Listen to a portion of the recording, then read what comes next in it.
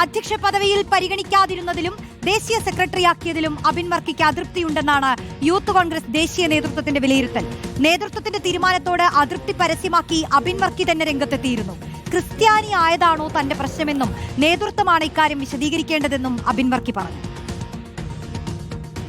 അല്ല, യൂത്ത് കോൺഗ്രസിൽ ഞാൻ പറഞ്ഞല്ലോ, ഞങ്ങളൊക്കെ വിളിച്ചു വളർന്ന മുദ്രാവാക്യം ഞങ്ങളിലില്ല ഹൈന്ദവ രക്തം, ഞങ്ങളിലില്ല ക്രിസ്ത്യൻ രക്തം, ഞങ്ങളിലില്ല മുസ്ലിം രക്തം, ഞങ്ങളിലുള്ളത് മാനവരക്തം എന്ന കേരള വിദ്യാർത്ഥി യൂണിയൻ്റെ മുദ്രാവാക്യം വിളിച്ചാണ് ഞങ്ങൾ ഈ പ്രസ്ഥാനത്തിലേക്ക് കടന്നു വരുന്നത്.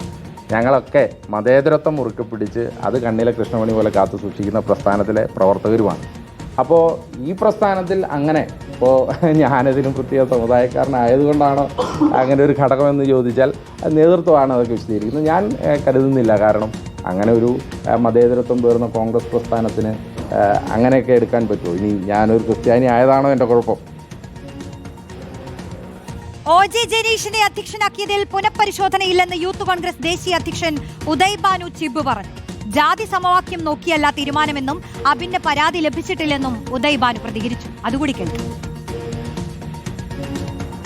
In India, we consider every, as Rahul ji is saying, we should give equal representation to every caste. For us, there is no group. For us, we have only one thing, that is Indian Youth Congress. So, in every state, there are some people goes with some senior leaders, some youth guys goes with some other senior leader. But here, overall, at the end of the day, organization matters, and same case is there in Kerala.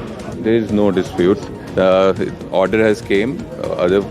In the matter of day, we will work together as a team because we want Kerala out of this criminal situation which is right now in Kerala.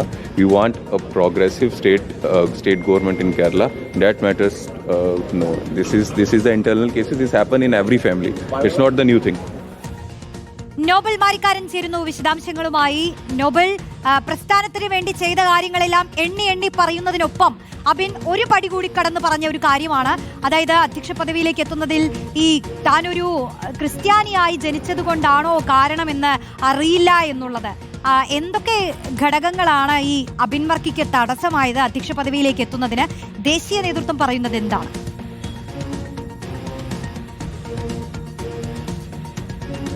Roshni, youth Congress സംസ്ഥാന അധ്യക്ഷ പദത്തിലേക്ക് Abin Varkey എത്തുന്നതിൽ group വടംവലിയും അതോടൊപ്പം തന്നെ സാമുദായിക സമവാക്യവും പ്രധാനമായും തിരിച്ചടിയായി എന്ന് തന്നെ വിലയിരുത്താം. പ്രത്യേകിച്ച് യൂത്ത് കോൺഗ്രസിന്റെ അധ്യക്ഷ സ്ഥാനത്തേക്ക് അബിൻ എത്തുകയാണെങ്കിൽ സ്വാഭാവികമായും KSU അധ്യക്ഷ സ്ഥാനം, അതോടൊപ്പം തന്നെ മഹിളാ കോൺഗ്രസിന്റെ അധ്യക്ഷ സ്ഥാനം, ഒപ്പം KPCC അധ്യക്ഷ സ്ഥാനം, ഈ മൂന്ന് പ്രധാനപ്പെട്ട അധ്യക്ഷ പദവി ഉള്ളത് ന്യൂനപക്ഷ വിഭാഗത്തിൽ നിന്നുള്ള നേതാക്കളാണ്. സ്വാഭാവികമായും യൂത്ത് കോൺഗ്രസിന്റെ അധ്യക്ഷ പദത്തിൽ കൂടി ക്രിസ്ത്യൻ വിഭാഗത്തിൽ നിന്നൊരാൾ എത്തുമ്പോൾ സ്വാഭാവികമായും അത് ന്യൂനപക്ഷ വിഭാഗമായി മാറും. അത് നിലവിലത്തെ സാമൂഹ്യ വ്യവസ്ഥയിൽ വലിയ തരത്തിൽ പ്രതിസന്ധികൾ, വിമർശനങ്ങളൊക്കെ ഉണ്ടാക്കാൻ ഇടയുണ്ട്. അത് മാത്രമല്ല, നിയമസഭാ തിരഞ്ഞെടുപ്പിലേക്ക് പോകുന്ന പശ്ചാത്തലത്തിൽ അത്തരത്തിൽ ഒരു തീരുമാനം എടുക്കാൻ കോൺഗ്രസ് നേതൃത്വം എന്താണെങ്കിലും വലിയ തരത്തിൽ വിമുഖത കാണിച്ചു എന്ന് ഈ പ്രഖ്യാപനത്തിൽ വ്യക്തമാണ്. അതോടൊപ്പം തന്നെ ഗ്രൂപ്പ് വടംവലി ഇതിൽ പ്രധാനപ്പെട്ട ഘടകമായി മാറി എന്നും വ്യക്തി താല്പര്യം ഇതിൽ പ്രധാനപ്പെട്ട ഘടകമായി മാറി എന്നും പ്രധാനപ്പെട്ടതാണ്. എന്താണെങ്കിലും ഗ്രൂപ്പ് സമവാക്യം അടക്കം ഉപയോഗിച്ചുകൊണ്ട് ഇത്തരത്തിൽ ജാതി സമവാക്യം കൂടി ഉൾപ്പെടുത്തിക്കൊണ്ടാണ് ഇപ്പോൾ ഇത്തരത്തിലൊരു തീരുമാനം എടുത്തിരിക്കുന്നത് എന്ന കാര്യത്തിൽ യാതൊരു സംശയവുമില്ല. ഇന്നിപ്പോൾ ഉദയ് ഭാനു ചിബ്, യൂത്ത് കോൺഗ്രസിന്റെ അഖിലേന്ത്യാ അധ്യക്ഷൻ, ഇത്തരത്തിൽ ജാതി സമവാക്യം ഒന്നും ഇതിൽ പ്രതിഫലിച്ചിട്ടില്ല എന്ന് പറയുമ്പോഴും അത് കൃത്യമായി തന്നെ പ്രതിഫലിച്ചു എന്ന കാര്യത്തിൽ യാതൊരു സംശയവുമില്ല. ഈ തീരുമാനം പുനഃപരിശോധിക്കുകയില്ല എന്നും അദ്ദേഹം വ്യക്തമാക്കുകയും ചെയ്തിട്ടുണ്ട്.